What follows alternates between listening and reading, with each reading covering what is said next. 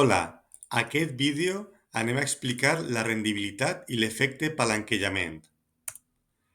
La rendibilitat econòmica és la rendibilitat que l'empresa obté per tota la inversió que ha fet a l'actiu de l'empresa, sense tenir en compte ni els interessos ni els impostos. Es calcula com el benefici abans d'interessos i impostos dividit per l'actiu total.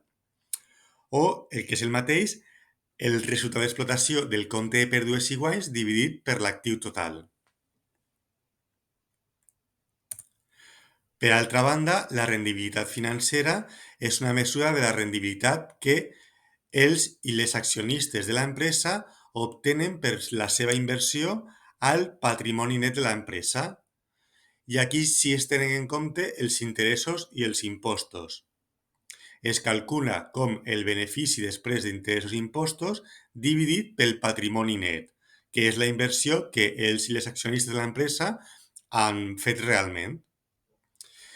Es pot calcular també com el resultat de l'exercici del compte de pèrdues i guanys dividit entre el patrimoni net, però hem de tenir en compte que restarem el propi resultat de l'exercici. Per què? Perquè estem mesurant la rendibilitat que els accionistes i les accionistes de l'empresa obtenen per la seva inversió al patrimoni net al principi de l'exercici. I el resultat de l'exercici s'obté al final d'aquest. Llavors, per això el restem.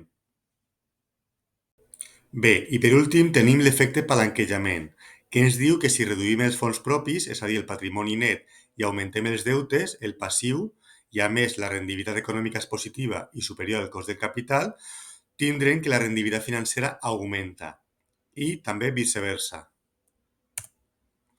Amb un exemple tenim que si una persona vol comprar 1.000 accions d'una empresa per 100.000 euros, aportant 20.000 euros del seu propi capital i finançant la resta, els altres 80.000 euros amb un préstec, resultarà que si al final les accions augmenten un 10% de valor, significarà que la rendibilitat econòmica ha sigut aquest 10%. Però, si considerem que s'han pagat 1.000 euros d'interessos, per aquesta finançació de 80.000 euros tindrà un guany de 9.000 euros.